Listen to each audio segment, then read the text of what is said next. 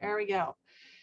Good evening, good evening, good evening. We are going to start with the Photoshop beginners course. This is the absolute beginner. I'm going to show you around and take a tour, if you will. We're going to learn some different things. We're going to also, I'm going to do a Q&A with you guys just so that we can get through that. But first and foremost, we got to make sure that Photoshop looks less scary and all the fun tools you can use. There are so many things that you could do in Photoshop that honestly, you'll never learn that in all one night. You're not even going to learn it in a lifetime.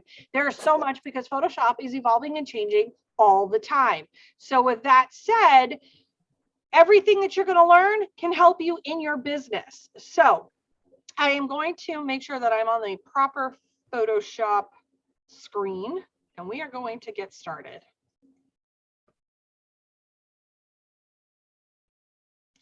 Okay, welcome to Photoshop. Photoshop is really just, it looks like a lot, it's just a lot of bells and whistles. So it's not just your basic model of stuff.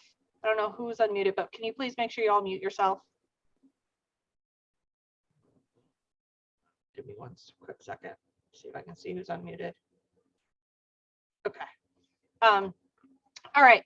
So Photoshop, like I said, is very, very basic in the sense of there's just a lot of bells and whistles. It's like getting that brand new car. You want everything you can get with it. So if you have a basic model, you always want the upgrade. So first things first, when you open up Photoshop, this screen can be extremely scary. Although I have 87,000 tabs open currently.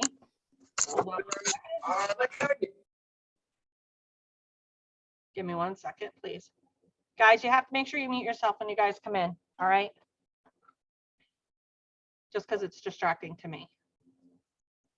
All right, so when you first come into Photoshop, no, you do not have all these tabs open. That's just what it looks like in my brain on a daily basis. So you'll come in and you're going to, let's say we're going to make a new one. When you want to make a new canvas space, this right here is just, can you guys see that's canvas space? Somebody say something. Jody, can you see the canvas space? Yes. Yes. And can you see the new canvas space thing? Yes, ma'am. Thank you. I just want to make sure I shared the right one. Okay. So while this has a lot of different numbers on it, you can actually name them. So if you have a baby bib or if you have a fancy towel and you already know the dimensions of the bleed area you want to use, you can go in and label these whatever you want. As you can see, mine, I'll say custom. So with that said too, you can name them. Now you want to come over here. You want to always change it from pixels to inches. If it's in pixels and you end up with it being 13 by 12, it's really going to be itty. It ain't going to work for you. Make sure you change this to inches. This is your orientation. You know how that works. Change your size. Always make sure that it's at least 300 DPI. Okay, the reason for that is it's going to give you your richest look for it. If anything less than that, the 72, it's going to give you a really crap photo. All right, so you really want 300. You also want to make sure that you're at RGB and you're at 8-bit. The rest of it, I don't ever touch it. Okay, I just literally leave well enough alone. But for right now, we're in 13 by 13. Why? Well, why not? Okay, so this is what our canvas space looks like. Over here, we're going to start and we're going to come around this way. Okay, this is your layers panel. All right. When you make a new canvas space, it comes in as a background and it's locked. Just reach over and unlock it. Everything in Photoshop is pretty much clicking things on and off. It's really that simple. It's not as hard as one thinks. Now, if I turn this eyeball off, now it makes for a transparent background. If I turn it back on, then of course, now you have a white one. If you right click, you can change the color of this, and I'll explain more why in a little bit. This way you can see it's eye-catching, so you know where to put your image or where you want to change something, because you could have 100 layers open, but you only need to really use 2 that you're going to change, maybe fonts in and out, names in and out. And when you have all of those layers put together, it can be very complicated. So this is just kind of something to let you know that it's there. Okay, so let's put that back to no color. So this is your layers. I don't ever play with channels and paths. I kind of just leave those alone for right now for my needs. If we move up here, your alignment in your dispute distribute are basically making sure if you have right, left, center. Okay. You can shrink those down, and I don't ever use quick actions either. You're in your transform. This is where you can change the size of this layer right here. Okay, so you have all of this right here at your fingertips. I'm going to drop down for just a second into your layers. You see this stuff down here at the bottom? So this plus sign is going to come in handy because that adds another layer that you can work in. You want to actually be in a lot of layers. Here's why. If you start combining all your layers together and you've merged them, you end up not being able to pull them apart, change them, change the color, anything of that nature. So you want to put stuff in its own layer if you're doing things, and we'll get to there, don't worry. You can group things together. Your FX tool is basically how to build the recipe card you're going to hear more about. All right. So that's where those are your quick controls for those. Now you're going to go to your adjustments. Your adjustments is where you're going to change the color of something. You can change the brightness, you can change the hue and saturation, and a whole bunch of other fun tools. But for you guys, it's really the brightness and the hue and saturation that I use the most. Styles. Styles is probably my most favorite thing in the entire universe because it's a recipe card. I build a recipe, I send you a style, but now you can go in and tweak it to fit your needs. So for an example, if we were going to be doing my sports thing, I could make that into a style to where you could go in and tweak those colors to fit your needs. That's what that is. It's a basic idea of something that you can go in and tweak, and we'll get to that too. But I love me a good style. It helps out for a lot of things and gives me less time to have to go back and think about, okay, what was the numbers for my contrast? What did I use for my hue and saturation? Did I use bevel and emboss on it? It really is a way to keep, something that you work so hard on safe. All right. So that's why I love styles. It takes the guesswork out of a lot of things. Actions are a lot more complicated. We can get into that in a later opportunity, but styles we will work with tonight. Now, up here are also all of these. If you don't have any of these on your Photoshop screen, you can go to your window and you see this right here. You check off what you want to show on this side. Okay, so if you don't have them checked, go ahead and check them and drag them over. You can move these into however you want. These all move, these tabs all move, and I can even put it down here if I wanted to. Okay, you can move, just click your left on your mouse and just click and drag. Okay, there's your color picker.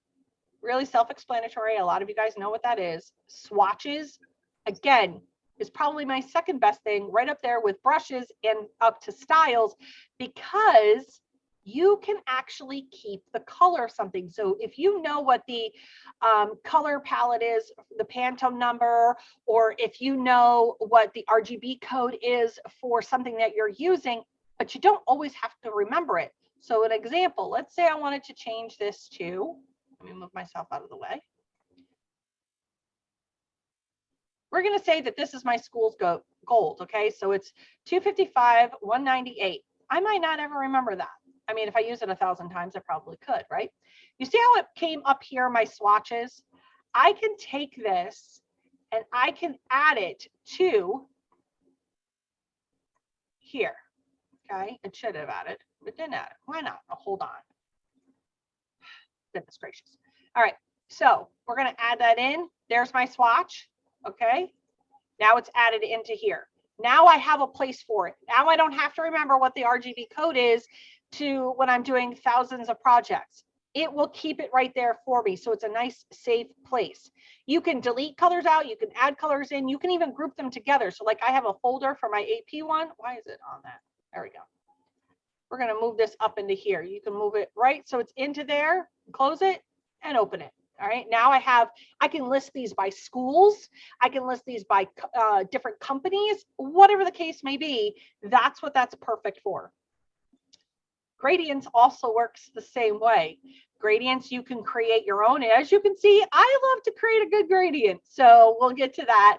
But again, you can add You can add and you can group them together, especially if you have ones that you're using for specific schools. Schools are really where you use a lot of gradients for, and that will help you too, so you don't ever have to remember how you made that.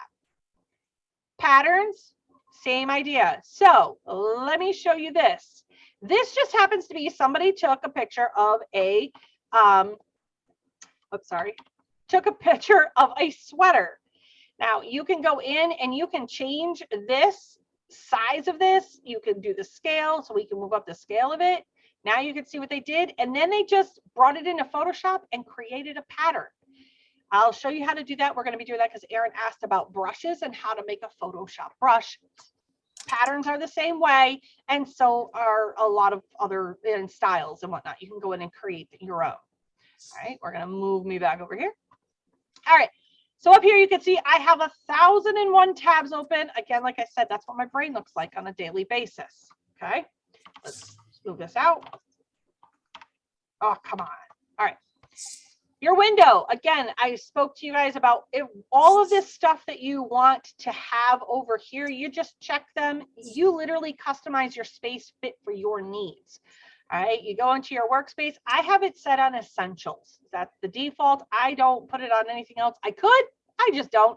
Everybody has their own little quirk that they like to use and what workspace they want to work in. I just happen to use the essentials. Now, all up in here are different things that you can use. Again, these will come with time. I will show you some of the fun tools and what you can use them for, and they really are just a click of a button. All right, so I'm just showing you these so they're on the screen of where you can find them later as we get into doing different things. Okay, that's all of these are your normal tools. There's stuff that you'll find in there. We'll get to that. Let's see. When you open up your Photoshop, and if you're opening it up for the first time, welcome. Go immediately, before you do anything else, click Show Transform Controls. That will be a lifesaver. It lets you know where your boxes are.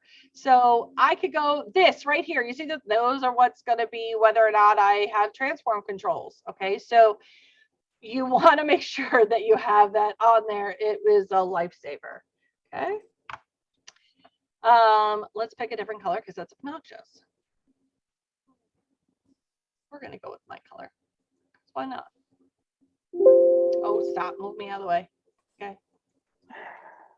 So I can come in here and I can change the colors of this just by using my paint bucket tool. Here are the tools. Yes. Yeah. Oh, hold on. I'm going to mute Terry. All right. All right. So here on the side here, these are the tools that you're going to need to use. This is your move tool. All right. This basically, this marquee tool is basically can cut things out for you.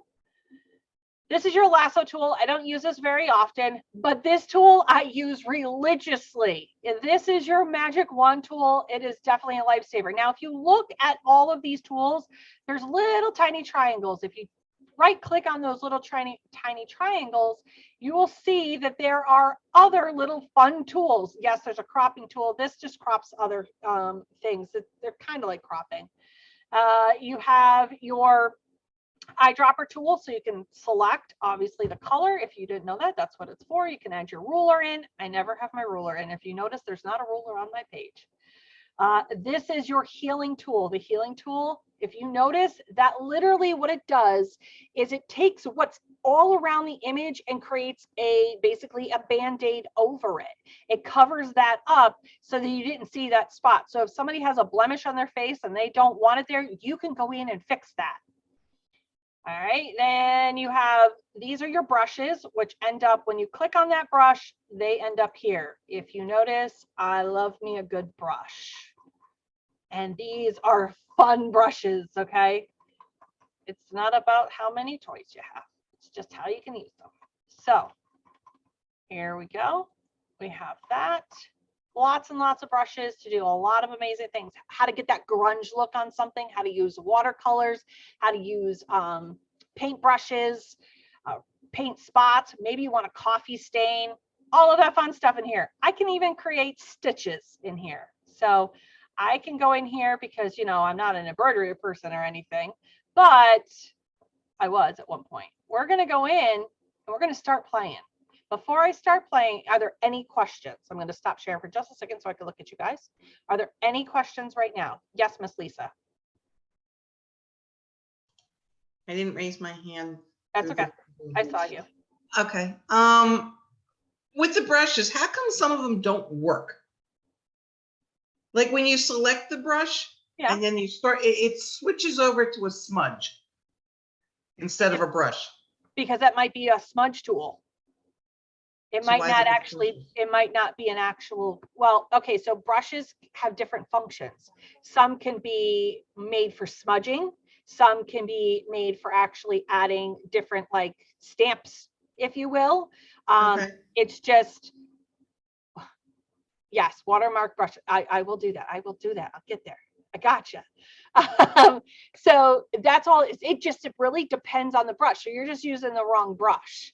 So that brush smudges your edges. So you know how, you know, with grunge, you know what the grunge edge looks like? Similar idea. It's gonna, you know, model it a little bit, if you will. I'm trying to find the right terminology.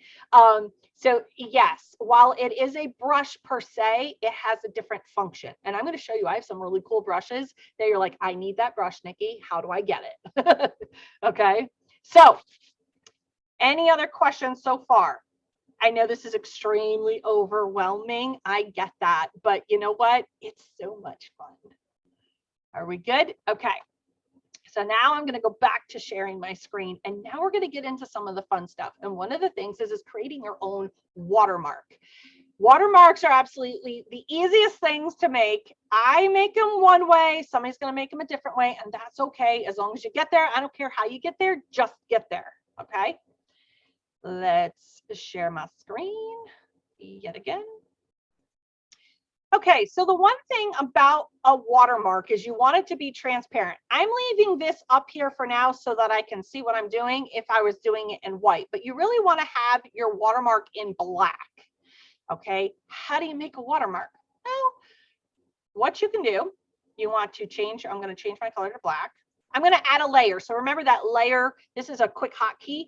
You're going to add a layer. So now I've added a layer over here. Now it has a transparent box because it's going to be laying on top of this blue. Don't worry, we're going to take the blue out though. Okay. I'm just doing this so everybody can see. I'm going to write the word sample. Now, while I know there's 1,000 other ways to do this, because I don't know any other way, and I don't want to explain or learn myself right now, this is the easiest way I have figured out how to do it. I just copy and paste, and then I copy and paste and copy and paste until I repeat it, right? I know there's a repeat button. I just don't know where it is. I'm just letting you know. Okay. So I want to group them all together. You're going to hold down your shift key. Let me try to do this. Hold down your shift key on one layer and go and click the other layers you want to grab. So for me, I wanted to grab all of those sample layers. Okay, I'm going to right click, and then I'm going to rasterize them because right now they're kind of like a live edge. I can manipulate them and change them. You really want them to just stop being a live edge. So you want to rasterize them. Okay, so again, remember the terminology I'm using is trying to just so that you pretty much understand it a little bit better. I know there's probably a lot more correct terminology, but at least it's going to stick in your head. You're going to merge your layers. So now this becomes one layer. I'm just going to copy it. So it's Control C for a PC. I forget what it is for a Mac. And I'm just going to make a couple of them. All right. So I copied and pasted. So Control C, Control V. I'm going to hold down that shift. First, I'm going to bring this one down all the way to the bottom. Okay. And then I'm going to grab all of those ones I just made, as you can see over in the layers. So I have one highlighted, the very top one's highlighted. I'm going to hold down my shift key and click. Now it's grabbed all of them. So my straightening tools, your attributes right up here, all right, are all here. Well, I want this guy right here. He's going to separate them evenly. And there you go. Now, let's shut off that blue layer. Believe it or not, this is actually a brush. Almost. I want you guys to go to Edit, and go to define brush preset. Okay, we are going to name that sample watermark. Done. You just made yourself your own watermark. Now, can you make something with your logo? Absolutely, you can. But what happens is it's going to change it to like a black and white image or whatever color you decide to use it as down here. In a brush, brushes only come in the color that you added here.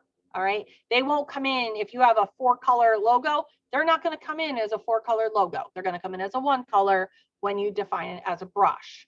And I will show you that example just so you can see it. So I'm going to get rid of these real quick because I've already defined my brush. And I'm going to do a new layer. And we're going to bring in my watermark.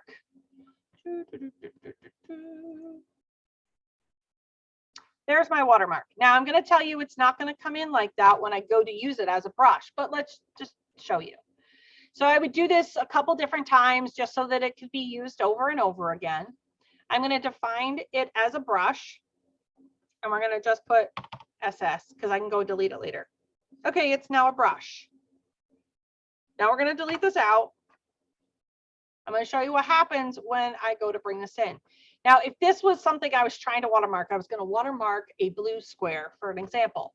Right now I have it set on black. Go to your brushes on the side. As you can see, it's already on my brush. I'm going to scale it down. Now you can also pinch it together. You can rotate this. You could do, that's what this wheel does. Okay. And what I mean by pinch it is you can move these guys in and make it really skinny, or you can bring it really far out. Okay. And you just want to turn. So that's where that is.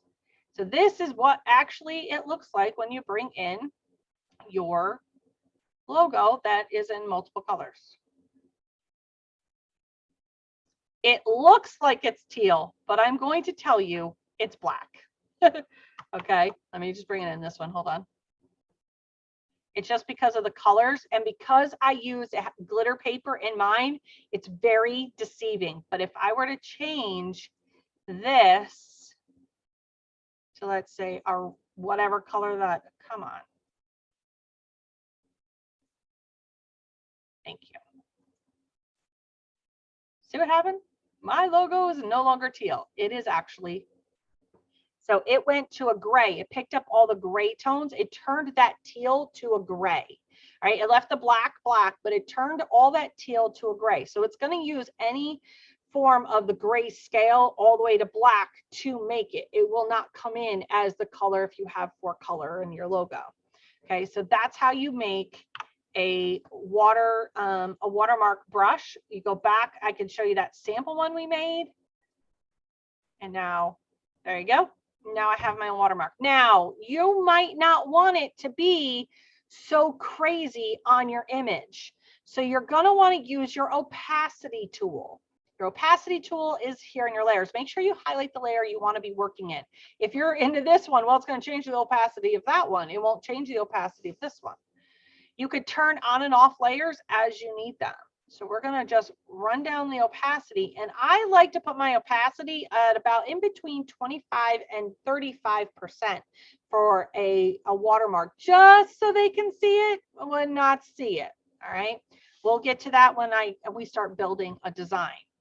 So far, are we good? I can't see anybody, so I have no idea. So far, we good? Shaking heads, yes. Anybody? We're good. Okay, good. All right. So next up on the chopping block, let's do some fun things with design. I think the best thing is if you watch me do one, and then you could see how I build stuff and how you can go in and change stuff. Okay, we're going to use basic shapes though. We're going to do basic things, but you remember how I told you I love a good style? Let's turn that back on. Let's go to those recipe cards. All right, so you can get these downloaded. Write this down. You can go to brushease.com and there's Vectease. All right, I will make sure I post those links in the group. But Brushease and Vectease. So what is Brushease?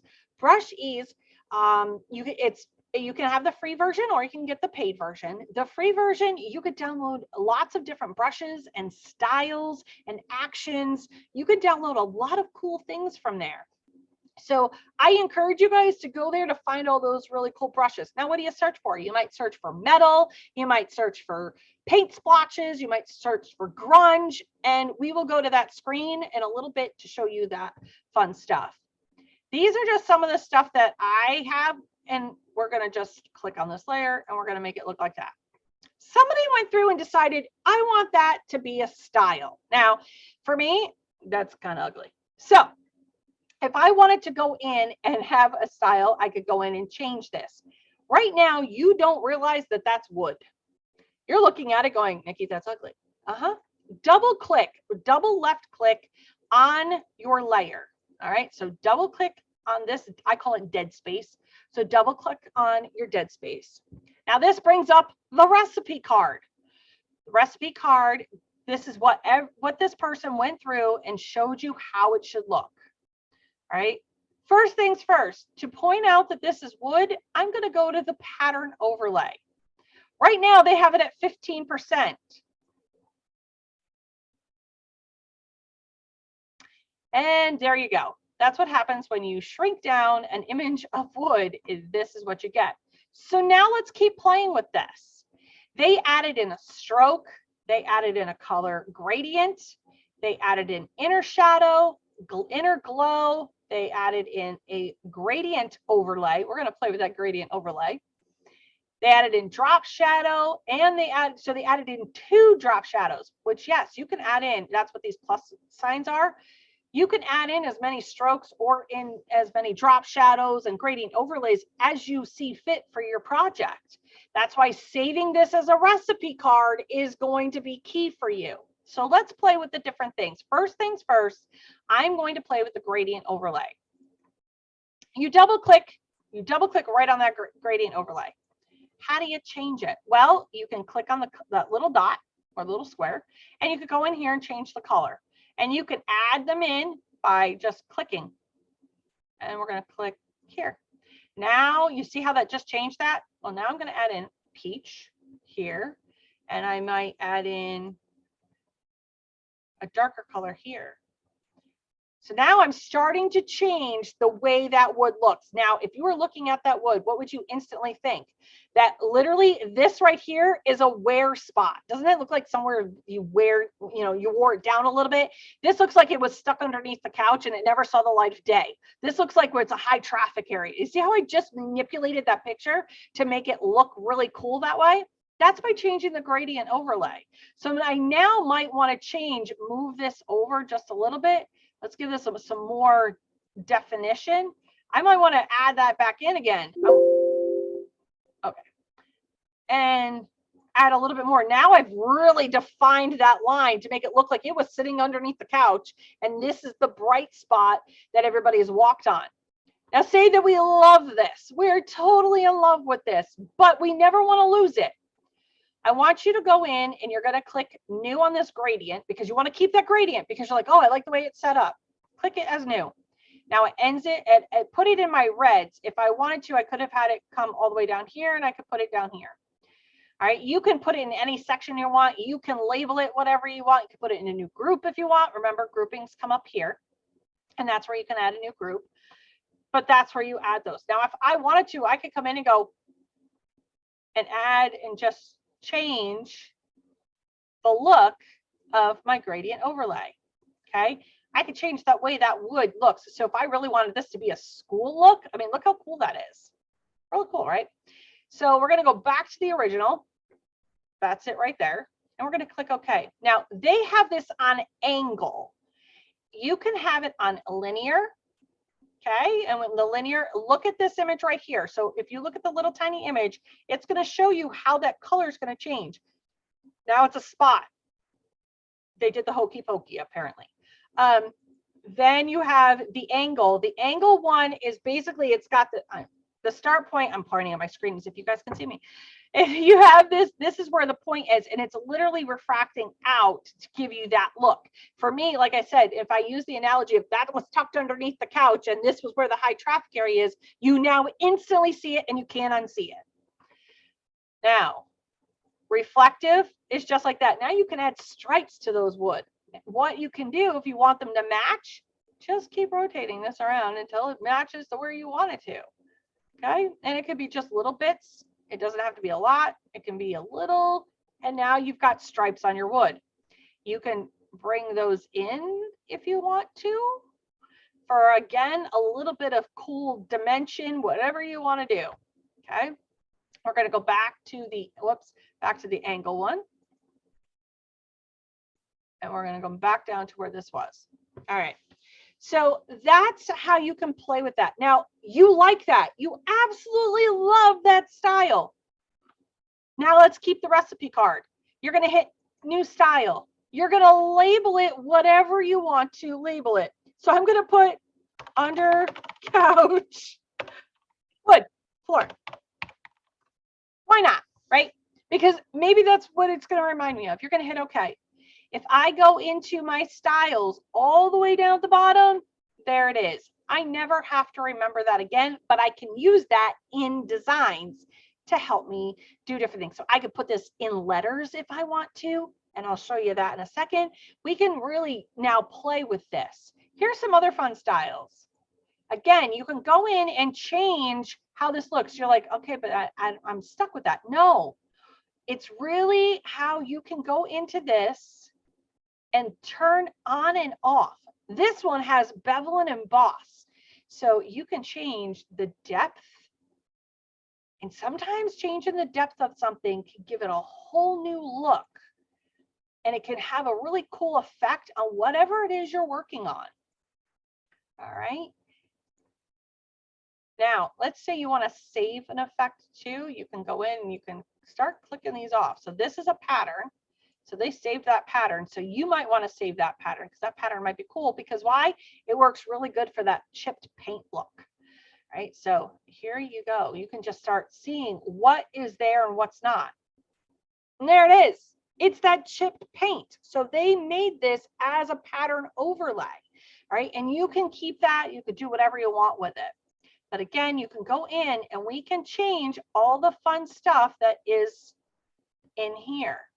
Nothing is set in stone. I don't want you to get upset about it. I don't want you to worry that, oh, I've done something wrong. No, there's really no right or wrong way to this, right? You want to just create something that you're going to be happy with. You can play with the shadowing on this and the highlights. Again, you're creating your own recipe card because you've tweaked it. Your original is still there. So you don't have to worry about it, especially if you downloaded some styles, but this allows you to tweak it. So we're going to go into that gradient overlay. Right now it's a black and white. I'm going to open up into the purples. Fancy. Okay. Then we're going to go in and we're going to go into the color. So the color burn can be a couple of different things. We're going to go into a light. So now I've added a soft teal to that. You see how that color just changed?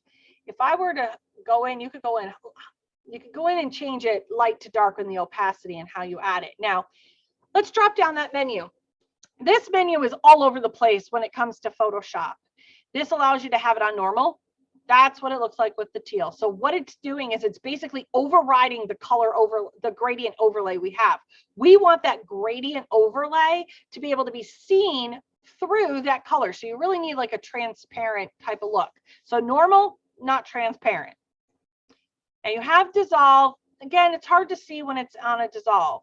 Now you can go into multiply. Oh, now we're starting to get somewhere. We're starting to see some of the color coming through of that gradient overlay, but the teal is adding another part of dimension. Keep going down. That one is where we were at with color burn. You have linear burn. Again, it's now linear burn is more on the deeper side. Play with these. Listen, you can't go wrong just by clicking buttons. You can see what it is. And if you think, I don't know how to get back to where I was, I don't know what I'm supposed to do, click cancel. And now I'm back to the beginning. Okay, so remember, this is your recipe card, and think of it, it's a recipe for success. It at least gives you a launching point. It allows for you to be creative. It allows for you to find something that you may want that could go into something. It might be for pattern fills. It might be for letter fills, all of that fun stuff. One of my favorites, even though I sell my glitters, I'm going to show you this, but I bought it. So there you go. So while, yes, I made my own glitters, and let me explain to you how I made my glitter papers. I literally poured glitter all over my desk and sat here with my ring light and my camera and took pictures of plain white glitter. I also took pictures of silver and I took pictures of black. I then brought them into Photoshop and created my own glitter papers because I could not figure this out for the life of me. And then I found these. So let me find them. Oh, we'll stop here real quick. Somebody took a picture and make them into tin foil. I mean, these are just some of the coolest things to use. We can go in and change all the colors of these. Maybe I want to make it into metal. We could do a metal. There's that sheet metal look. We can get into that in a little bit. But let's go up and so when you're out and about, start taking pictures of textures. Whether it's a wall, whether it's a floor, whether it's grass, whatever it is, start taking pictures of textures. If you see this, zoom right in close and take a picture of it, because you can use this as a pattern and then it could be filled in to do whatever it is you want to do. Right? And then you could go in and change the colors. So that's a beautiful thing. I'm trying to get to where I'm supposed to be. All right. That looks like sand. Let's go for it. One of the things that you're going to see is go to that pattern overlay. Right now, it looks like sand. But as soon as I start moving it, you start to see what it really is. Glitter, right? Now, somebody took this, and now you'll see it. Again, because this is so big, it's hard to see.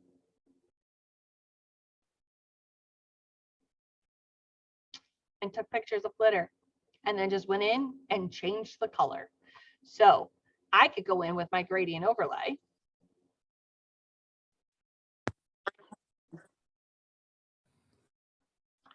All right. And I can make it rainbow. I can make it really any color I want. Now you're not seeing it because I have a different color on there, but we're going to hit OK because we're going to go up to, we're going to do a color overlay. See if I can't get it to, there we go. See if I can get it to change a little bit here. Put down a color burn. Ooh. Dark and mysterious. All right. Your best bet when you want to change colors of glitter, start with silver.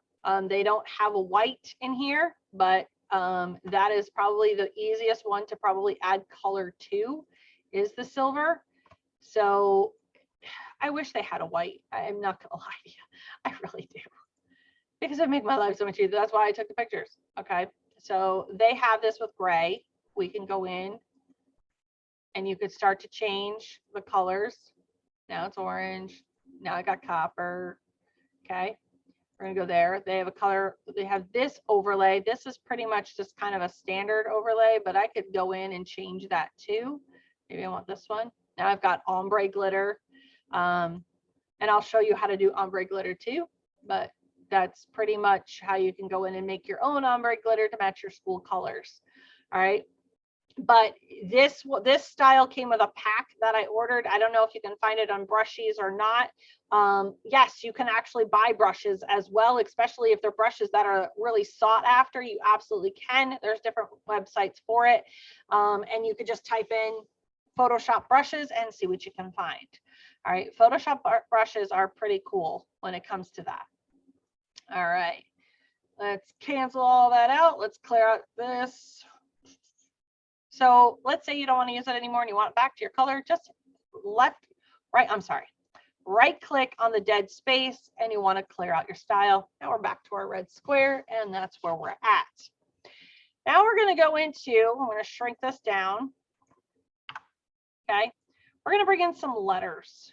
You're going to want to go to your text tool and we're going to write Lisa. Okay. Here we go. Now we have Lisa, and I'm going to go over to my properties tool. Now, when you click on the T tool or the text tool over here, all right, you have a lot of fun things that show up. One, the font that you used. This will change horizontal to vertical. Okay. You can go in and change your font. Okay. We're going to go almost race car theme here with Lisa. We're going to really manipulate her name. All right. Go back to your text tool. You can see if there's anything in there. Some fonts offer bold, italicized, anything like that would be in that. This is where you can change the size of it. This is if you want it to the right or the left, especially if you're doing, taking, slow down, Nick. Especially if you're writing like a paragraph, you can put it to the right, left, or center. And then this guy right here, the Arch tool. It is the warping text tool. You're going to want to drop down. And now Lisa's all in there. And now she's totally curved. Okay. I can leave it there. I could do a vertical curve. If I wanted something fun, I could do a horizontal turn. And I can play with all of these to distort it however I want. And you can have a lot of fun with fonts with this tool. Now we're going to get out of that one. And now different ones. Let's cancel that. Hold on. Let's go back. So you can do arch. You can do bulge. Again, play with your sliders depending on what you need or the look you're going for. I'm just showing you the basics of them. You can make it wave like a flag. Now, wave like a flag is different than wave because it just lays differently. You can make it look like a fish. Make it rise, make it fall, fisheye. Now, what's the fisheye? It means it's bulging out. So if the longer the word, the more the bulge you're going to see. So it's basically look like it gets wrapping around a sphere. Inflate, same sort of idea, but not quite as much as the fisheye. You're going to squeeze it in. We're going to squeeze Lisa. Okay, that's what we're going to do. And then you can twist it again. Once you add more letters, you really see more of the effect. Okay, so for right now, we're going to go with none. We're going to come over here to the properties tab that I have open. Again, this tells me all the wonderful things that I need to know about this particular font. It lets me know the size. It lets me know the font that I picked. You can also pick here if you want to know for your letter spacing, this is where you're going to find out about it. If you want them really smushed in, you know how sometimes we find fonts and they're not connected, but we want them to, that's where you connect them. If you want to change the height, you can. If you want to change the spacing between words, so if this was Lisa and then we did Bobby, okay? So we've got Lisa and Bobby. If I wanted to make them a lot closer together, you can just go in and watch. See, so that's how you would change how close they are. See where they are. If this is at 200, maybe I want it at 150. Okay, and you just, there you go. And maybe that's how close I want them together. Again, you could change the spacing if you want them on top of each other or if you want them a little more spaced out. Again, depending on the font, that's going to be your go-to spot. There's lots of other fun tools, your paragraph where you're going to find it right, left, center, all right, the different type options. Do I use any of these? No, just the paragraph one if I'm doing a lot of things. So for an example, if I wanted to have them all line up, that's how I would do it there. Or if I want to line them up on the back end, yes, it shifts all the time. And I still have yet to figure that out, but it does. Okay.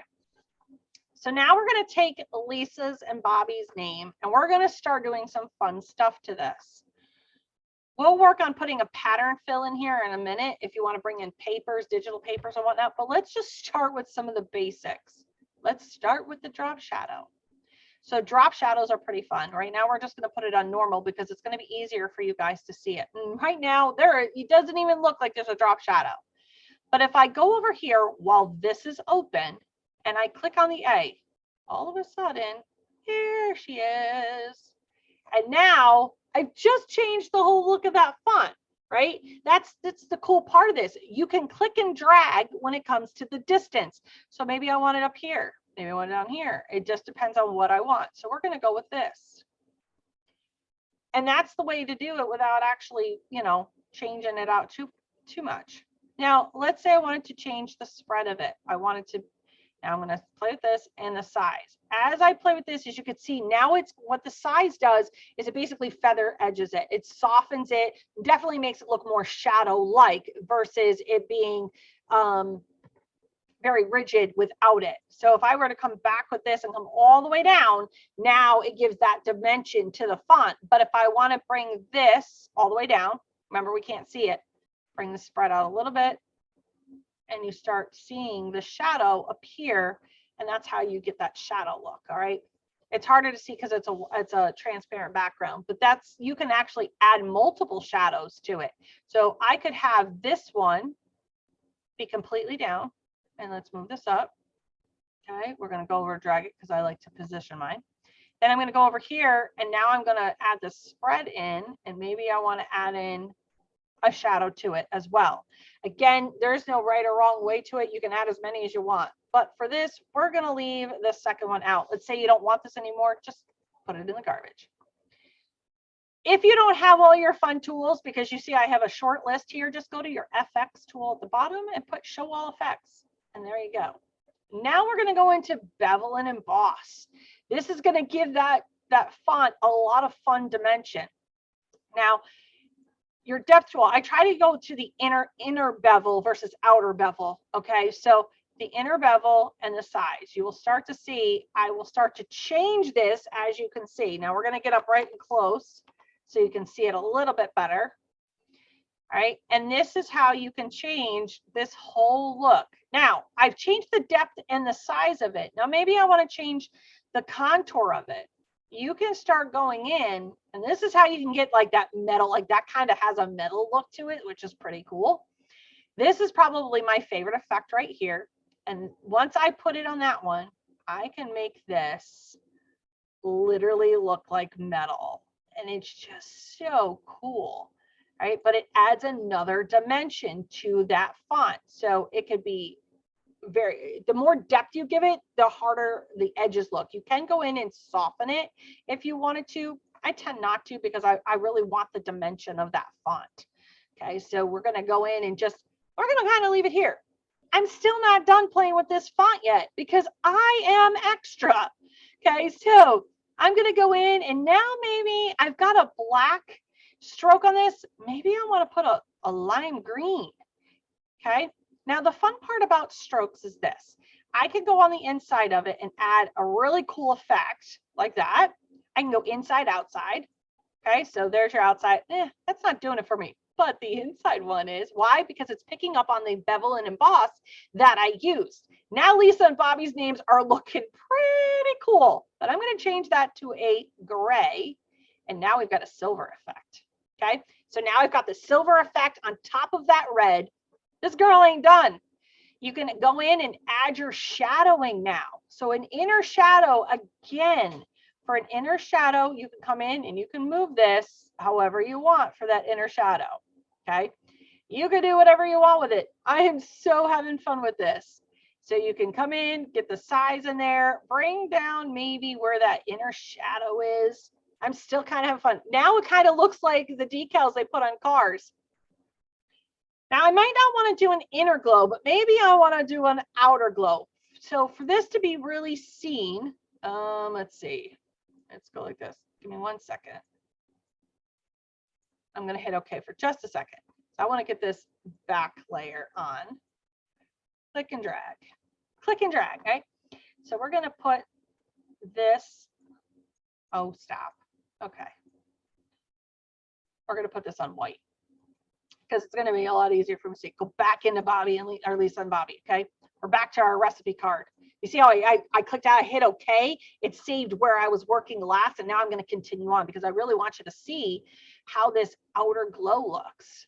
Okay, now outer glows can be fun because I'm going to add the most obnoxious pink so that you can see what it looks like. Again, These are all dials that you can save. And remember, you can save it as a style.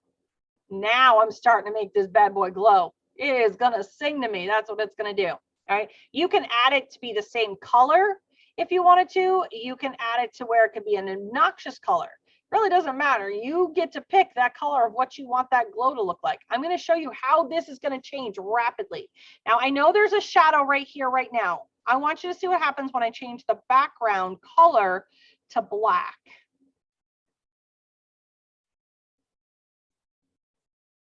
Okay. So right now you can't see that glow. So if you were going to put it on something with a black background, you're not going to see it. But let's go to that. So my opacity is really low, but now she's up there. You might want to soften it a little bit. Okay. And then you can bring down the size, and now she's starting to glow. This is where you might want to change your colors too. And now it looks more like it should look. It doesn't have the drop shadow in there. I mean, it's there. You just can't see it because it's on a black background, but that kind of has a cool effect to it. So you can go in and you can put whatever you want. You could turn things on and off. You could put the color of the background of whatever it is you want on here to see if you can sit back and look at it and go, yeah, I like that. Or no, that's not working for me. Okay. But this is how you can do it. Now you can save that recipe card. All right. However you made this. And let's say I want to come back and I want to put a different name in. I'll show you what happens. So we're going to save that style. We are in love with this style. We've saved it. Click. We're going to name it Lisa and Bobby. Okay. So you're going to hit OK and you're done. Now watch. I'm going to delete that out. We're going to back this up. We're going to turn this off because it's a pain to see. I'm now going to go in here and I'm going to put Marvin and Jeff. Okay. So now I'm going to change the names, but you know what? It's been a queen's age since I did this font for them, and they got 2 new guys that are working for them, and I can't remember what in the world I did. Haha. You saved your style, did you not? You're going to scroll down. You're going to find out where you put your style. Now I got to figure out where I put it. Hold on one second. As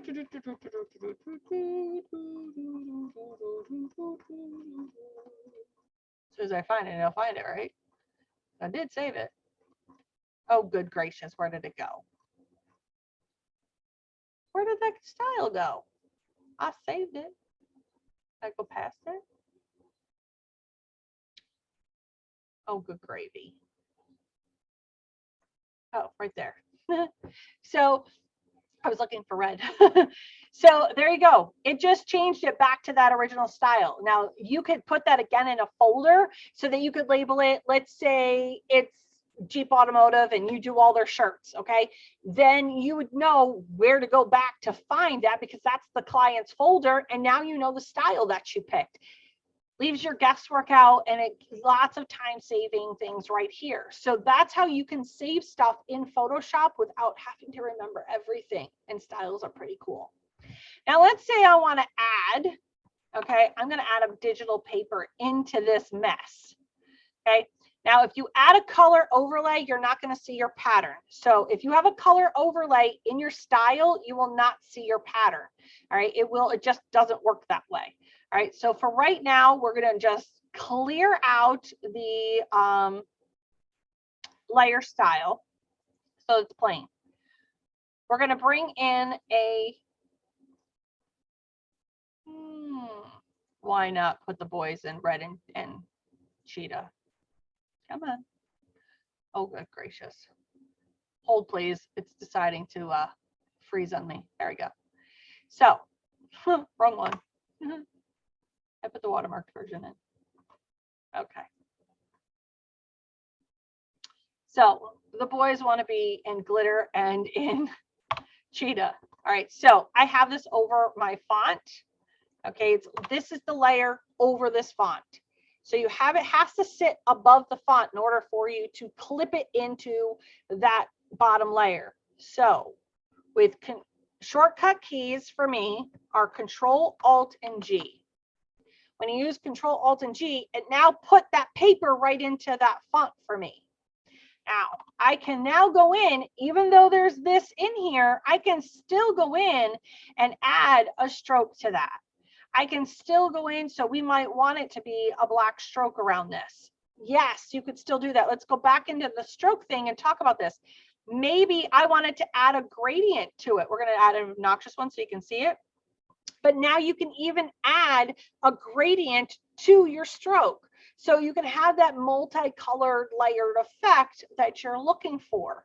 All right, so there you go. That's how easy it is. You can slide it, you can move it, just like we were doing everything else. And then you have exactly what you need. See over here, the reason being is because I have it in the gradient section. I can move it, do the linear, all the scale, all of that. I can do all of that just like I was doing in a gradient. If I want to, I can even put a pattern in there. Maybe I have a pattern that I want to use right now that's leaves and that's tacky, but so we are going to have that. But for the most part, you're pretty much going to put a color around there, and that's how you do that. You can also add in your drop shadow. You can add in an outer glow at this point. Really, there's a lot of fun stuff you can do with fonts so that you can make your fonts just pop off of there, and that's what you want to do. All right, I'm going to take a quick break because that's an awful lot of talking. So, and I'm going to see what you guys are up to. All right, so far, let me see what we got. Today I learned you can click and drag and drop a shadow. Yep, you can. Let's see, can you change the color of a shadow? Yes, you can. It's very easy, and I will show you how.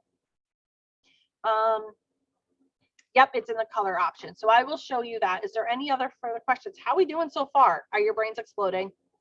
Are they exploding? Probably. Mine is. Mine is. I have an exploding brain right now. All right, so let's get back to it. Go. Huh? Good to go. Good to go. Awesome. All right. So let me get back to this. Okay, Miss Sandy, you asked the question, can you? Yes, you can. Let's get into it. You know, that recipe card again.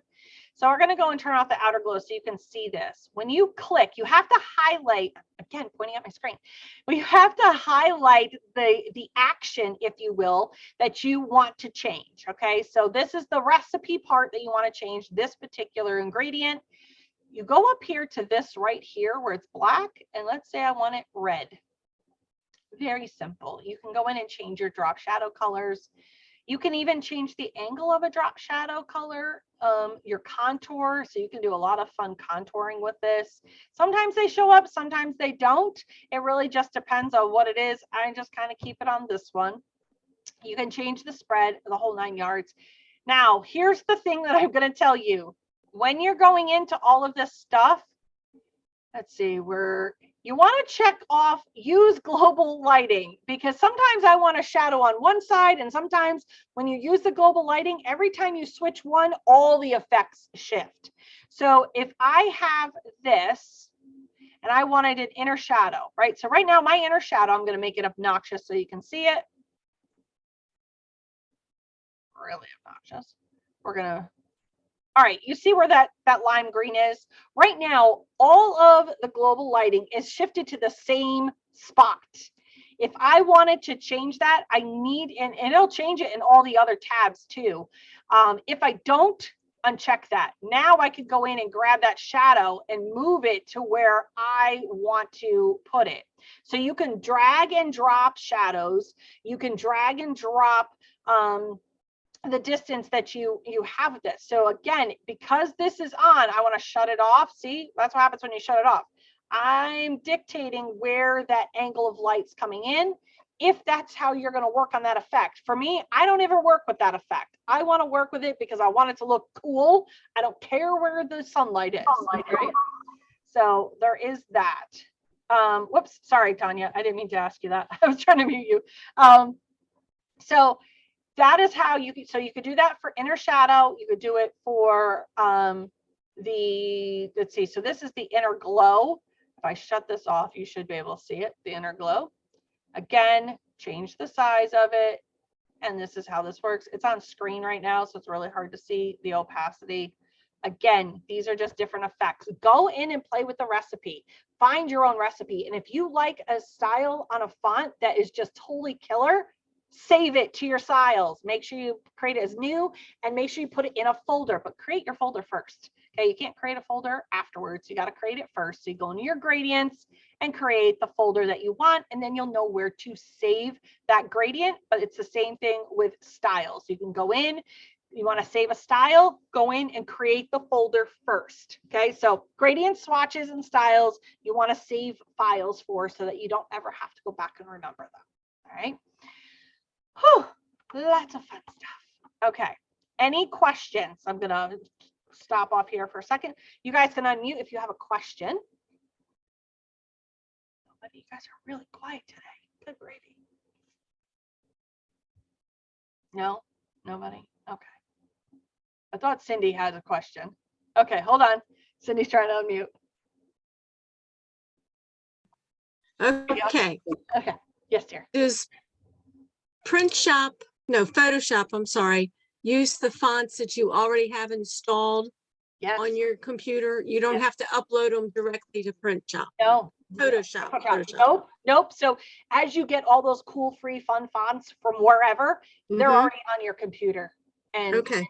then you have them. So I'm going to go over and take a tour so you guys can see what Brushies looks like, and Vectees, so you guys can kind of get where those are. Vectees is basically vector art stuff that you can use.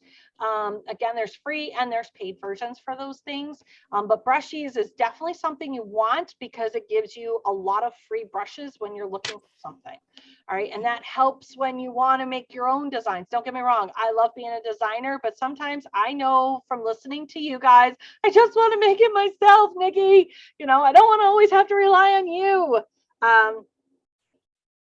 Actually, that is not true, Matthew. I can actually download my fonts and have it automatically go to Photoshop. I don't have to restart my computer or restart my Photoshop.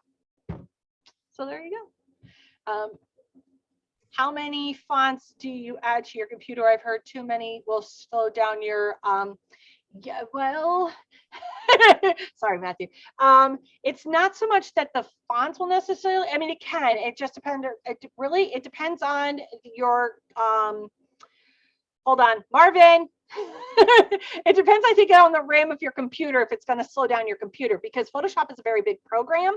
So Photoshop does use a lot of power. And that's why you want to make sure you have a decent computer for Photoshop. But I want to double check that because I don't want to be 100% wrong on that one. Marvin, you need to unmute yourself, please, sir. You're right, I'm Nikki. gonna type in the chat. Oh, that's okay. Yeah, no, fonts will not slow down. I mean, obviously, if you run into disk space issues or something like that, but typically fonts are very small in size, so that alone won't have that effect. You know, with Jody, she downloaded so many brushes that she couldn't load any more brushes. So there is a certain amount of brush space. A limit, right? Yeah. So for that, 4,000 fonts. Holy Moses. Okay, so there you go. Thank you, Marvin. All right, so let me just take a brief second to go over to Brushies, and then I will share my screen so that you guys can witness what Brushies is all about. Go back here. Dot one. Yes. What do you need? The dot one. The dot brush. The dot brush. The one that goes from small to large. Yes, I will show you that. That's a, but I think that's a brush that I paid for. I'll see. Hold on. I know what it's called, so hold on. All right, let's get there. All right, this is Brushies. So it's BRUSHEEZY. It's Brushies. So there you go. And their sister company is Vecteezy. All right, so we're going to go in here and I might type in halftone. So you want grunge halftones. And let's see what comes up with. Oh, there you go, Miss Lisa. So look for grunge halftones. Now I have the premium, so I could download this one because I'm extra and need to pay for it. But you could go in and a lot of these are all free effects that you can use. All right, so we're going to just pick one. We're going to pick this text. This one is a grunge effect. You go in, just download it. Okay. Let it do its thing. open it up. And then you want it to say when you're opening it up, and I know you guys can't see this, you want to pick the file that says ASL file. Okay. You're going to click download for it, and it's going to bring you right back to your Photoshop. Okay. So now let me switch my screen here. Sorry. Didn't let me bounce back and forth. Okay. So now we want to use that brush. We're going to shut off these eyeballs here. Whoops. Would help if I shut them off. So I have this blank canvas. We might need to, some fonts or some brushes you have to have a background for it to work. Some you don't, but we're going to see if I can do it. So I've downloaded the Grunge font when it comes, or the Grunge brush. All right, let's see where she went. Come on. I did download it. Where did it go? Oh, you know what? ALS is, hold up. I'm an idiot. It's a style. ALS is a style. Grunge is, or what the heck is it? Brushes are a different one. Hold please. Let's go back over here. I want to make sure that I click brushes because that was a style. That was a style and brushes. So you can do styles and brushes. All right. So I want to make sure that you guys can see what happens. We're going to download it. And I apologize for that. It's an ABR files are brushes, ASLs are styles. Sorry about that. All right. So now I have that in there. I want to go up and I want to use that. There it is. Oh, see, eventually she gets it. So this particular one, it's going to tell me there is no, it says it's hidden, right? Because it needs a layer. I'm going to change the color to white so you can see it. There you go, Lisa. Love you, Nikki. I know. So poor Lisa was like, Nikki, I need a brush that goes from big dots to little dots. And she goes, I need a pattern. I'm like, okay. And then I sent it back to her. She goes, how did you do that so fast? I'm like, well, it's a brush. What? So there you go. Sometimes you need to have brushes that need a background to it. Other brushes that don't need a background. I'm going to shut that off. Are pretty much like your paint ones. Your paint ones, they don't necessarily need a background for.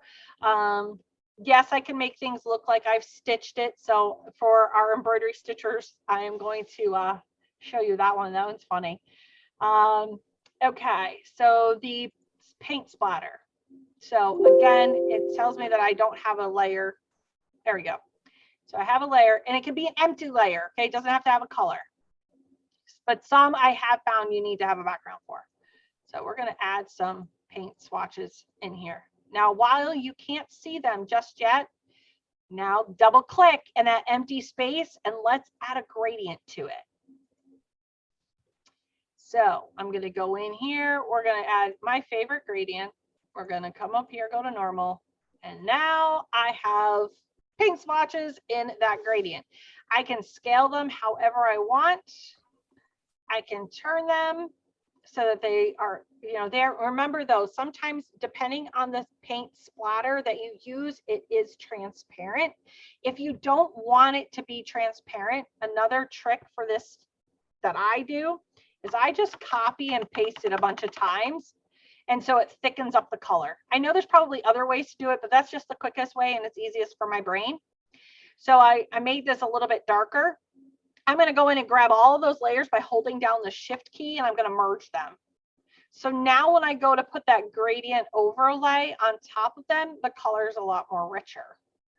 Again, a lot of the stuff that I'm teaching you is just how it processes in my brain. It doesn't mean it's right or wrong. It's just how it's working for me.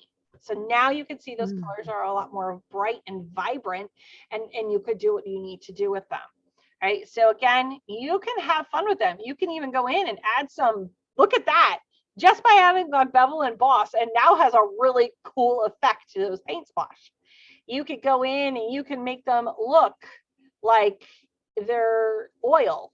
You can look like they're raised. It really just is going to depend on what the effect you are going for. And it all just depends on the click of a button. Okay. So we have, this one is to make it look like it's kind of a metal look. That's probably one of the coolest effects. is the metal one, because you can really play around with this and have a really cool time with it, depending on what it is you're working on. Okay, so brush ease is one thing. So let's get back to that. So in your brush ease, you can search for styles. Just type in styles. You never know what you're going to find in the styles. You can find it to where it's going to make it look like it's neon. So you could type in, let's say you're in a neon letters. You can find brushes and styles to do that for you. So if I want styles, I'm going to go in and click styles. There you go. There's the recipe card. Somebody's already made it for you. Half your work is done and I didn't have to help you.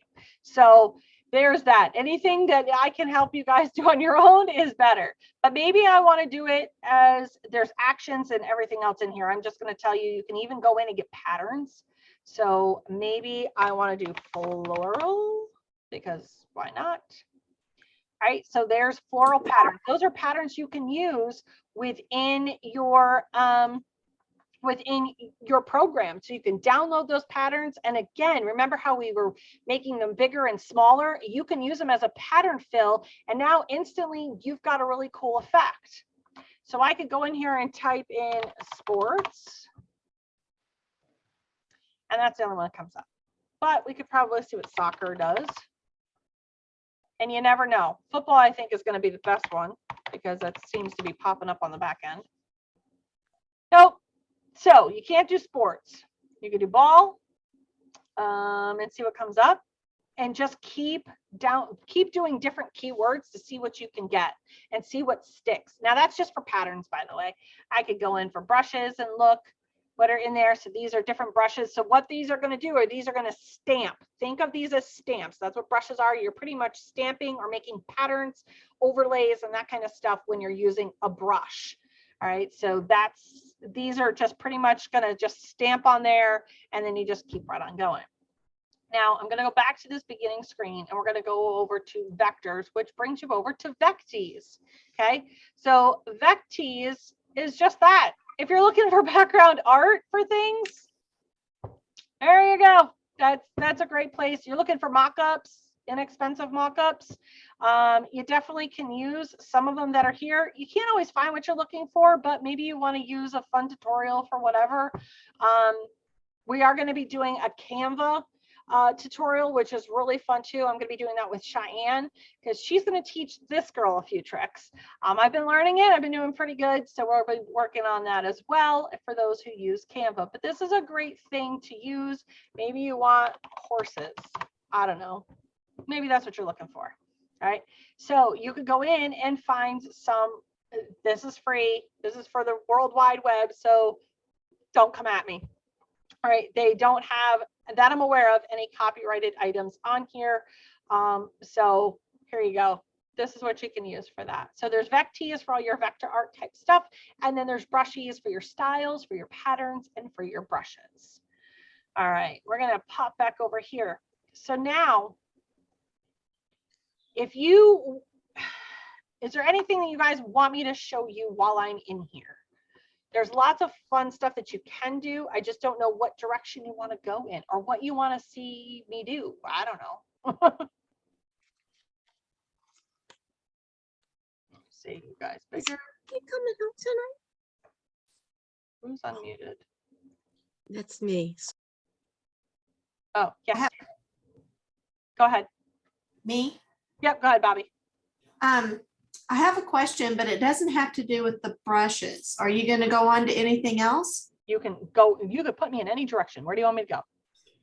What I'm having a trouble with is I have a template Mhm. and it's from Condi. Yep. And it says, insert image here. And, you said when you have those, it's supposed to take and fit it to the template.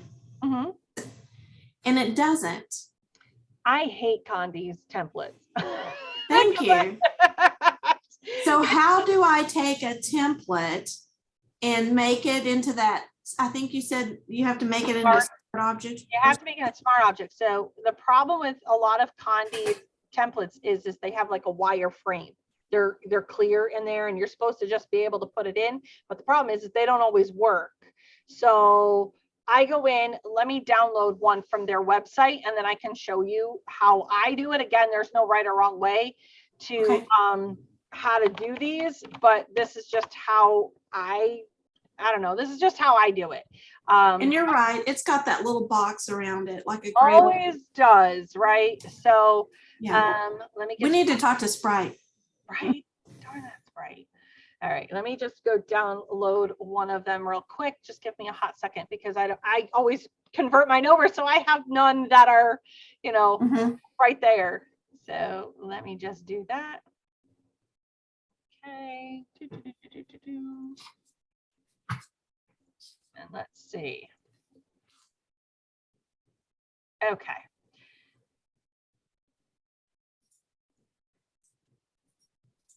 All right. So Yeah.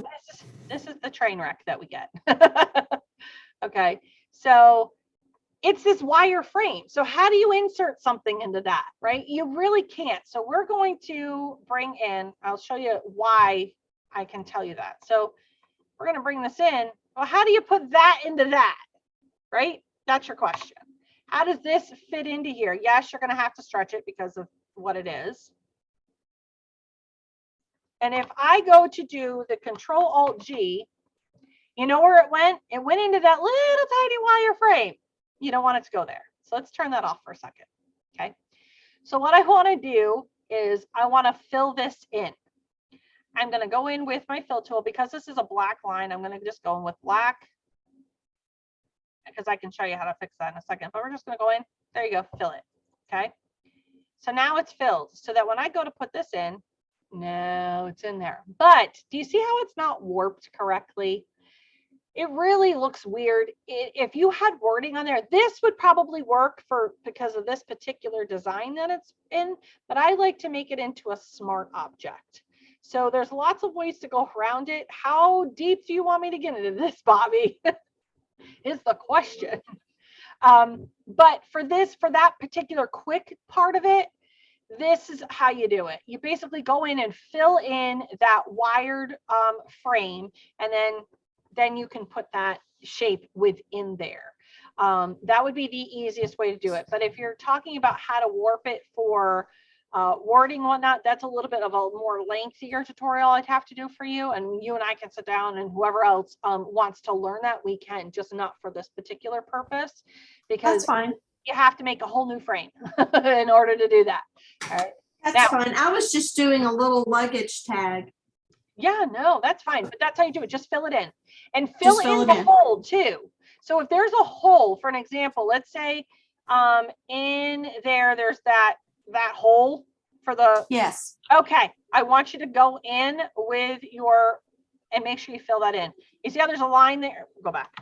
You see how there was the line right here? Yes. You want to Uh-huh. keep filling it till you don't see it.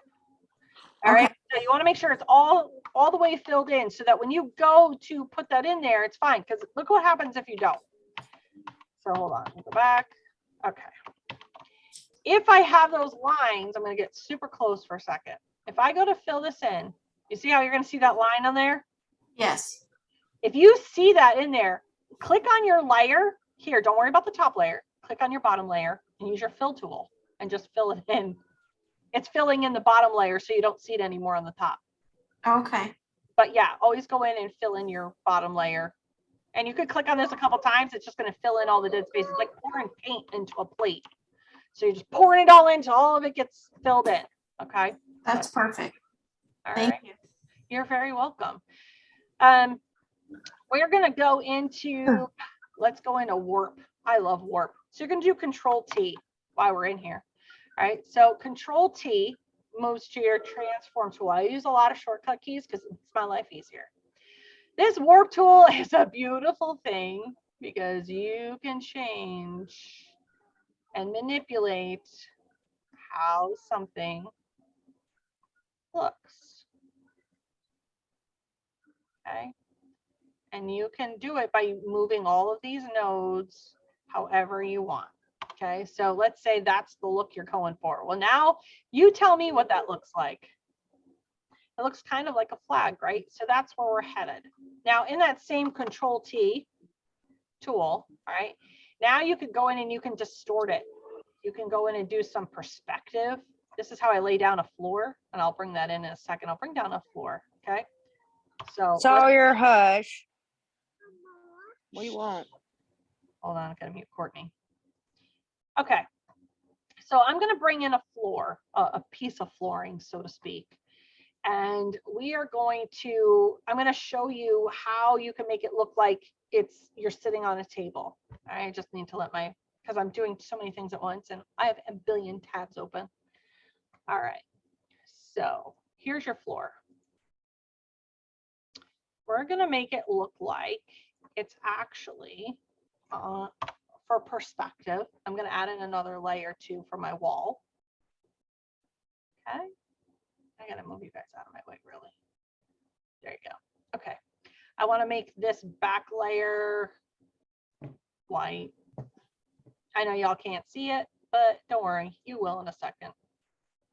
Okay, so this is gonna be my back layer. This is my flooring.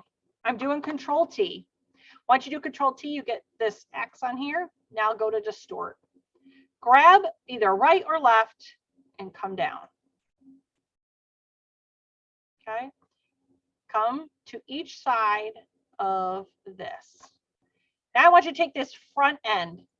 And now when you bring your front end in, you now are giving the illusion that you are on the floor. I'm going to go one step further. I want to add a drop shadow. Now that drop shadow, remember, we can move our drop shadows. I want it to climb up the wall, so you can bring it up the wall. And now I want to feather it out so that it looks like that I've got this right up against my wall. Now I might want to just bring down my opacity just a little bit, but now I've created the illusion that this piece of wood is up against the wall. I'm still going to go crazy. We're going to go in here and I'm going to add a baseboard.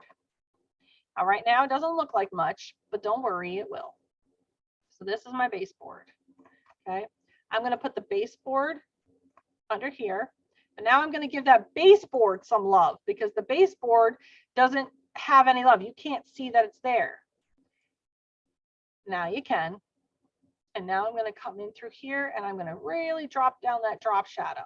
Now I might want to go in and bring this up just a little bit. Now, would there be a drop shadow on it? Not necessarily, depending on what you want this to look like. If you want it to look like molding, you go into your bevel and your emboss. Now the bevel and emboss right now is on that metallic one. I don't want it on that one.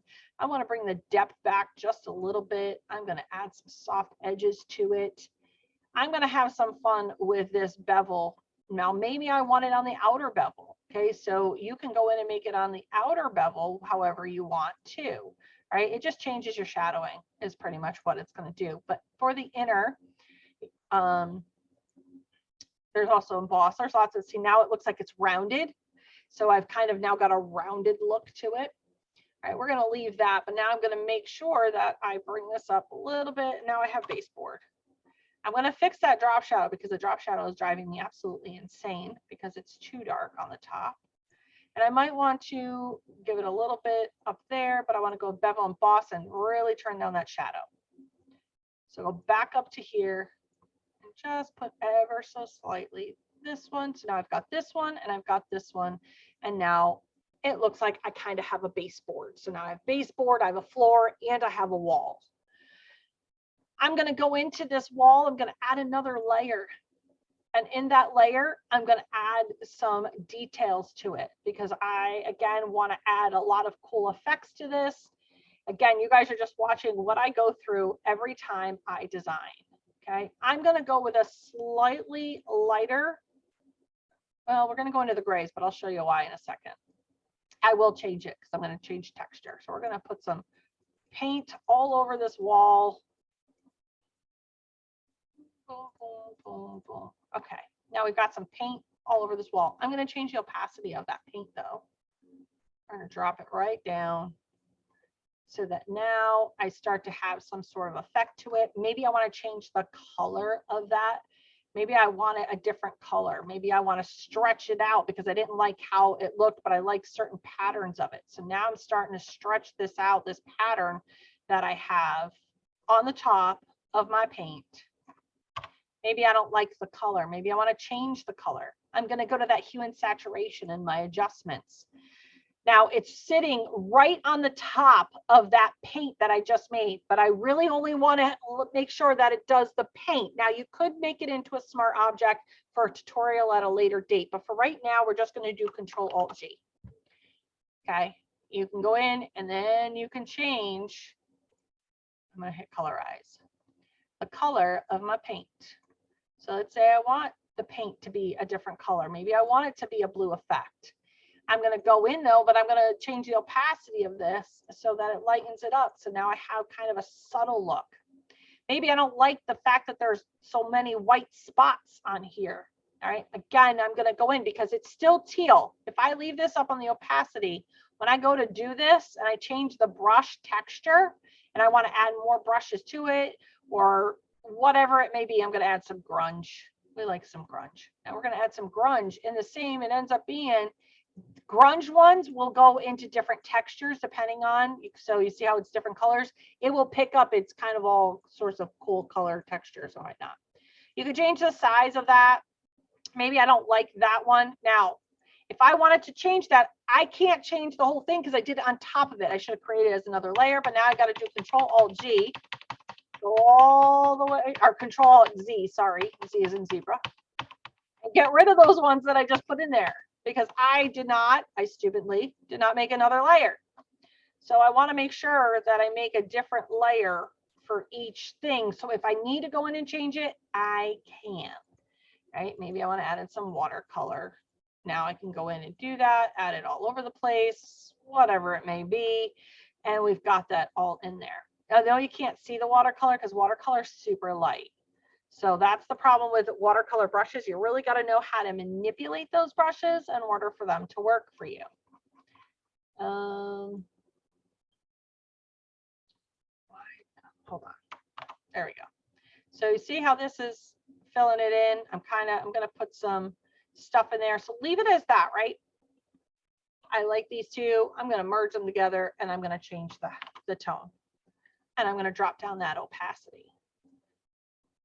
Okay, whoops, wrong opacity. Gotta drop the opacity on the gray one, not on the white one. There you go. So maybe I just want a subtle effect.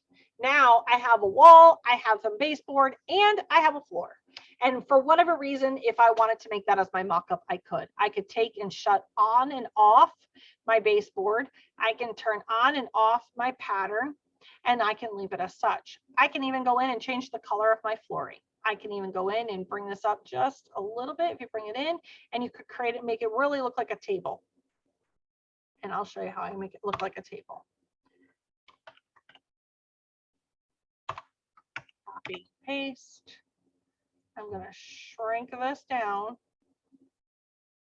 and I'm going to put it right here. Now I'm going to skew this. Now you can skew it, you can move it however you want to do it, but if that's how you want to make a make this fit a little bit better, you play around with it, right? You guys are getting the idea. Now I could have also gone this way with it. Take it and rotate it. Don't worry, it looks kind of crazy right now. We're going to move it back to where it was, bring this back up to here, or you can just bring it back in to your picture, right? You can have fun with this. You could create walls. Let me just back out. Just by using the Distort tool, which is kind of fun. Whoops, move it over here for a second. Come on, thank you. So if I wanted to make that wall, that bottom of my table, I can do so by stretching it out. And now I have the bottom of my table. So now it looks like I put a table there. Okay, and it really is just flooring that I just manipulated and moved all over the place. All right, so that's kind of some of the fun things that you can do with all of this. Now let's see, I decided I don't want those lines. Okay, whatever they may be, maybe I want to fix it. That's too big of a gap. Remember that Band-Aid tool I told you about? So you can go in, when you click on it, it says you must rasterize it. You say, okay, make sure your brush is big enough. And you can just go in and clear out. Hold on, it clears out, don't worry. You just got to move it there. Am I even on the right layer? I might not even be on the right layer that I'm trying to manipulate here. Okay, you can go in and clear out all of that. Why is it not moving? I must not be good enough right now. Hold on. Oh, content aware. Make sure it's on content aware, people, because I'm apparently silly today. So that's how I can clear out. Now, if you notice, it gave me that little white edge. You're going to have to go in and clear that out. So you got to be careful getting close to your edges on using this content aware. And you just keep playing with it until you get what you need. Okay. So I can go in and pull blemishes off of things and it picks it up. I'm going to go in though, and I'm going to want to take this little doodobby thingy out because I totally messed that up. So we don't want to do that. All right. Go in and you can just fix it. If you have a blemish on somebody's face that they just don't want there, you can go in and fix this thing. I will show you. Let me go get that picture. Let me take a quick breather. How are we doing so far? We good? Perfect.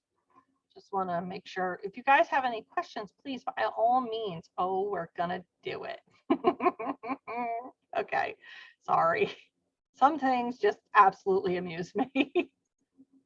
Let's just bring this picture in. Someone's got to take it for the team. And thank you, sir, for your service. Okay, so let's say I don't want these people in the picture. Okay, we're not going to mess with Marvin's beautiful face. Okay, we are going to make sure that we don't want, maybe we don't want these people in that picture. Okay, so we're going to come in. You're going to want to say yes to rasterizing it, and you can come in, and now the people are gone.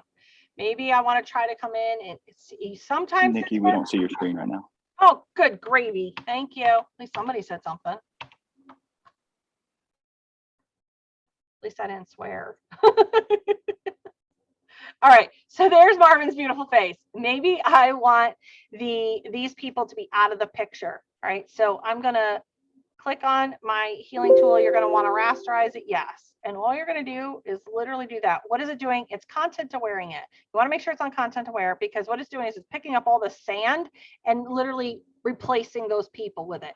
Can I come in here and try to do that with these things? Yes, but I can't say it's gonna come out awesome. You can come in here and try to do it with the sky. All right, I probably could mess with this face, but I won't. I'll hear about it later. So maybe I don't want a lot of this stuff in here. It's going to make this. Now this is going to be harder with this person right here, right? Because you see what happens. So does it work all the time? No. You can try the different tools. It's a lot harder with this. I gotta be honest with you. So I tend not to use that unless I have something to replace it with. Now, there's other tools you can use, but again, that's another subject for another rainy day. But if you want to take stuff out like that, you absolutely can, so that now I don't have the people on the beach. All right, so that's how you would use your little spot healing tool on content aware so that you could take out different things out of a picture. I have taken whole people out of a picture, but I use parts of the picture to do that. But again, it takes a lot of time, a lot of effort to play with it. If you want simple things, this is where you can do simple things for taking stuff out of pictures. Because how often do we get pictures and we're like, Nikki, or, you know, so-and-so, I don't like this part of the picture. Can we fix that? Well, yes, you can. There's just different things that you have to do, and you really have to take your time with it. Start to learn your program. There's other tools in the program that you can use that can also help, but that's layers upon layers upon layers of learning. This is just quick to show you how to take just something as simple as people on the beach right off of it, and now they're not even in the picture. So there is that as well. All right, we're getting to the point where it's now the question and answers. Do you have any questions for me that you want to ask or you want me to show you? Now that you guys, your brains are completely exploding at this point, really Photoshop is not hard, okay? It's just really just clicks of turning on and off buttons. Can you screw this up? Not really. Can you break Photoshop? Not really. Okay. Just remember, with every design program that you guys have ever learned, you had to take the time to learn it, right? If you got Cricut or you got Silhouette or you started Inkscape, maybe started with GIMP, maybe you are Affinity Designer. Remember, you guys had to learn that. It's what process is best for your brain. Absolutely.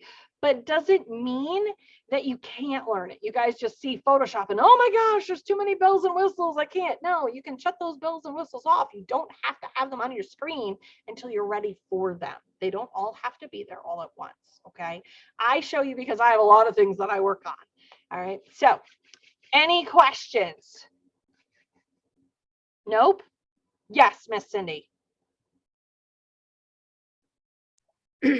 Can we make adjustments to files that we buy from other designers that are PNGs? No. Okay. I'm going to say that because, and I'm going to say no right off the rip. Okay. So for mine, my terms of use, unless it's a file that I've made multiple layers for you to be able to it, and it will say it in my terms of use, can be used in Photoshop.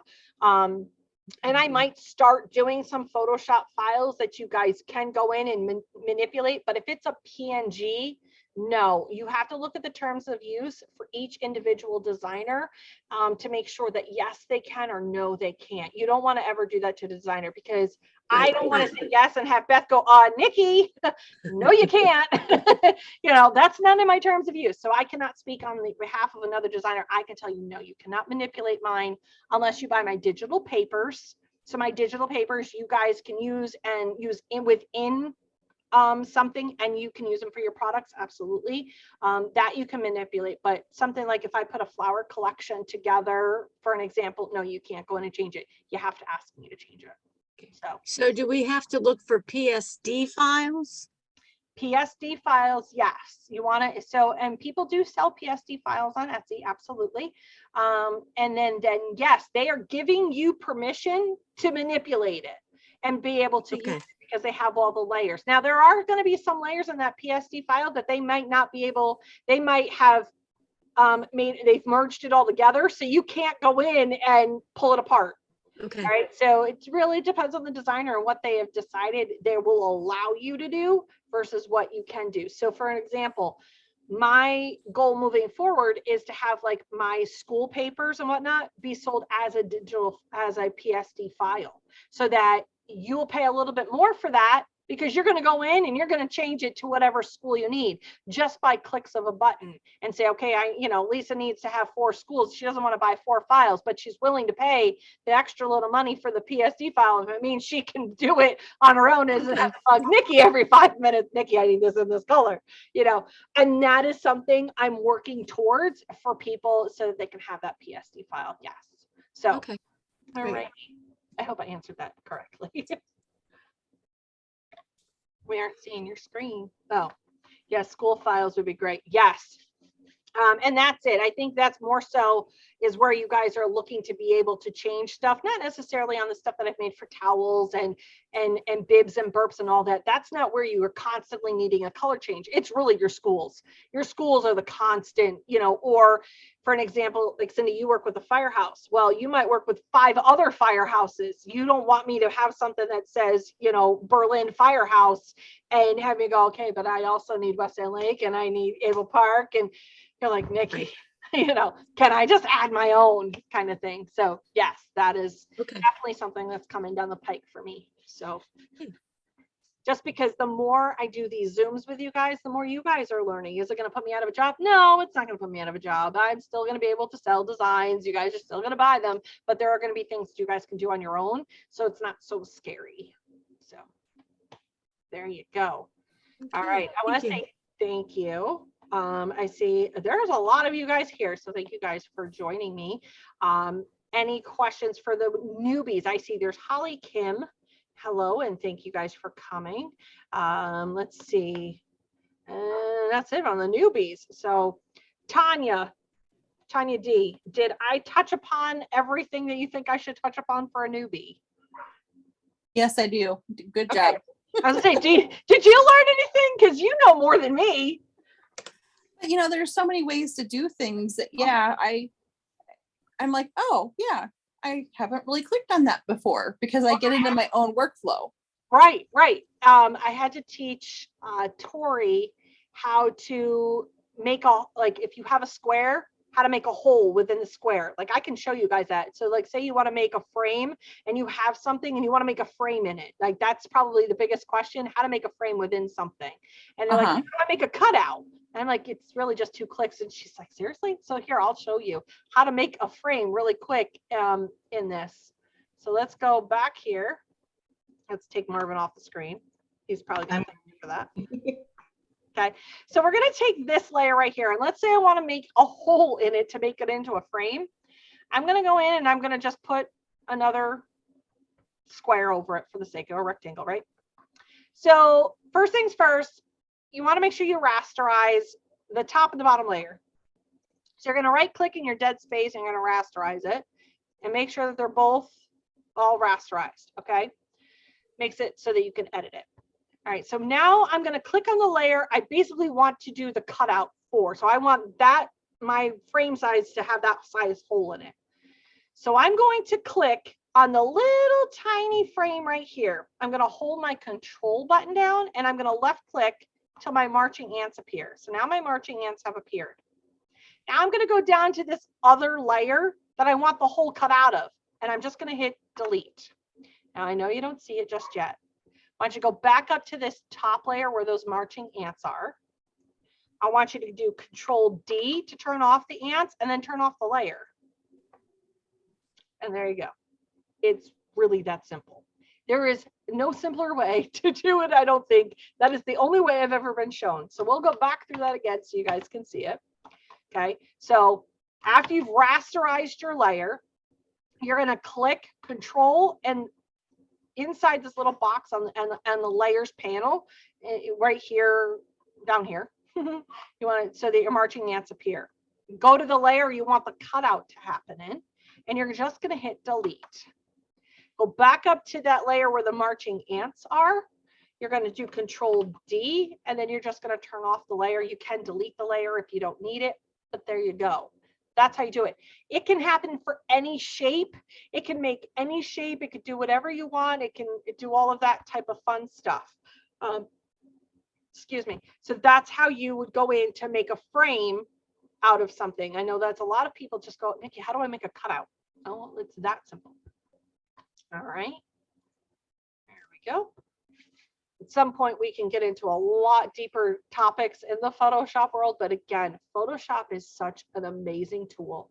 If you want to, hold on one second, Lisa. If you want to learn how to make a globe, you could type into YouTube how to make a globe in Photoshop. If you want to know how to rasterize an image because you forgot how, just go to YouTube. How do I rasterize an image in Photoshop? Some basic things. Yes, Miss Lisa. When you were doing the wireframe into a solid, how do you get the lead line? Just put a stroke? Yes. So let's talk about that. All right. So we're going to bring back that other layer. All right. So in order for them to connect too, so first things first, you have your shape. Go and make it into, you got to add a stroke. Now, depending on the size of the image. So if it's a like an ornament, anything less than like 6 inches, you only want to add like 0.12 to it. If it's anything larger than that, then you want to go up to like 24 or so. See how it's nice, because you don't want too big of a bleed on something, right? Because then it makes things wonky. So we're just going to leave this at 21. This is kind of just a nice generic. So now I want to combine those 2 layers, because if I were to insert something into here, all right, here's the example. If I were going to insert that into there, you see how you can see, well, now you've got that stroke. Well, you don't want that. You want that image to go within that stroke space. All right, so we're going to turn that off for a second. I want you to go to that image that you have the stroke on. You're going to right click and you're going to go to rasterize layer style. Now what it's done is it's made it one complete image. I can then go in if I want to there's two ways to do this. You can go in and do it this way, or you can go in and change your hue and saturation, bring it all to black and go that way, but this is easier, okay? And now when I go to put this into there, now it's within my bleed space as well. So you make sure that you go to rasterize layer style after you've added the stroke to it, and then you could just change the color of that image to whatever it is you want to change the color to, and then add your digital paper in. Does that make sense? Yep. Perfect. Okay. Anybody else? We good? We're good. All right. Yeah, I see a lot of people asking, how do we know what font we're looking at? We want to match that font for something and add like more text to it. I noticed earlier I was out there, they've changed the name of, oh heck, I can't remember what it was called, but in the Photoshop, they've changed the name of like the searcher where you can match the font. You can identify it. It'll identify it for you. I don't know how to do it in Photoshop. I do that in Wordmark. So I do that in what the font when I'm looking for something. So that's the one that I look for is in what the font. If I'm looking for something, I also do wordmark.it, and that puts all the fonts that I have on my computer, and I can type it out, and then it puts it all in one screen so I could see what that name would look like in that font. So I tend to use that one, but in Photoshop, I am unaware, to be completely. There's a way in Photoshop also. And where is I that? think I can maybe try to tell you. So Yes. I don't know if you have a Share my PNG that screen. has any text Hold to on. bring in. Let me get out of here first. Okay, so what do you want me to do? Type in the name? Yeah, just type in any name and then rasterize it so it's no longer actually text. I'll see if this works. It's been a while since I've actually done it. Well, this is I why do the same thing. listen, this is why I keep you around. Okay. All right, so I rasterized it. So once it's rasterized here, it's basically no longer a font. So you can't just click on your text layer, to see it again. So this would be similar to how it would come in as like a PNG, for example. If you try using your rectangular marquee tool and just draw a box around the text there. So it's kind of like you're selecting what you want it to search, and then go up to your type menu at the top and go to match font.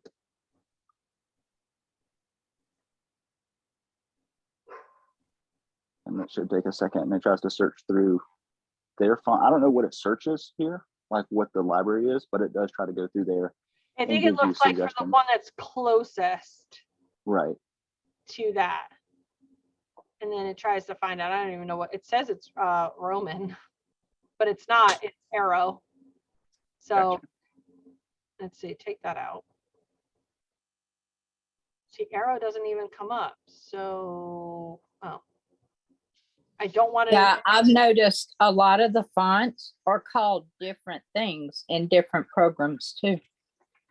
I've found a couple of them that were called something totally different in other programs. Yeah. Oh, I just tried doing that a different way, Nikki. So instead of doing the marquee tool first, like clearly just go up to match font.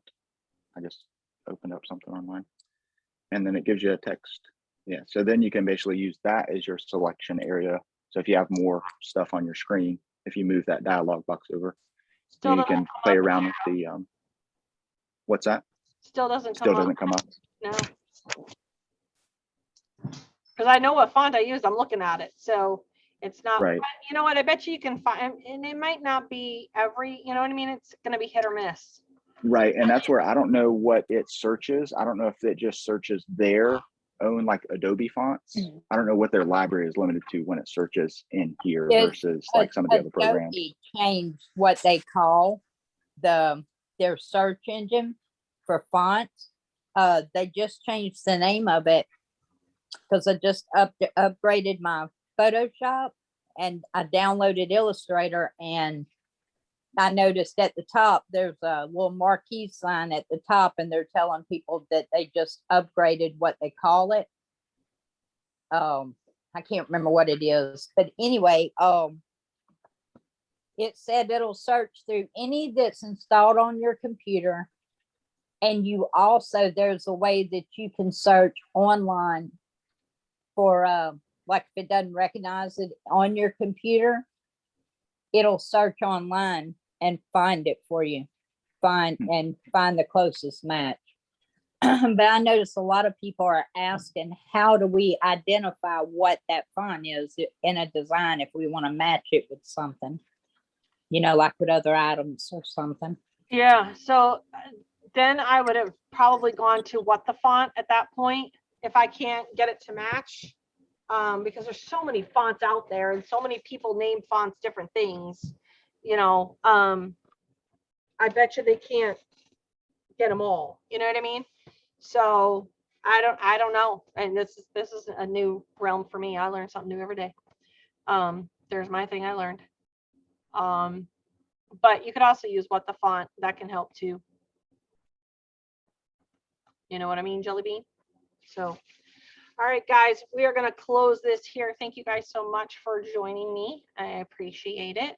You guys, I know it's a lot. We can keep exploring these different Photoshop classes. And if you want me to actually teach something other than just show you around and some of the fun tools to make it less scary, we can do that. We can do it as a smaller Zoom class, so I can ask and you guys can be unmuted, unrecorded, or whatever.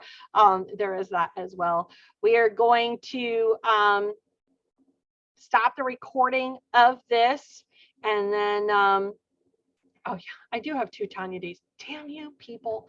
And then we'll go from there. So thank you guys so much for joining me. Let me just stop the